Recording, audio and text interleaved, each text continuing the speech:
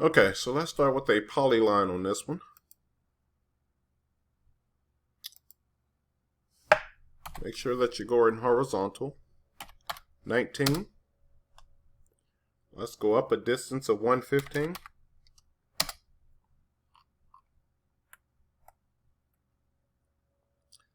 And I can type it in because I can't see the top right now. So I know I need to go 6 to the right. So I'll go 6, 0. I'll come down a distance of 100. To the left, a distance of 13. And C to close. Let's go ahead and take care of our chamfer now.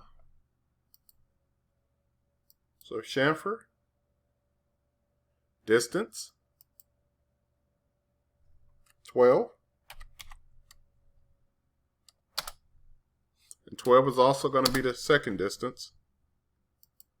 And select these two lines.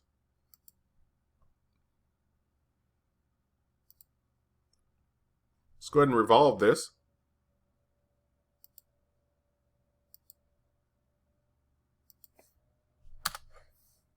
Now choose this endpoint down to this endpoint.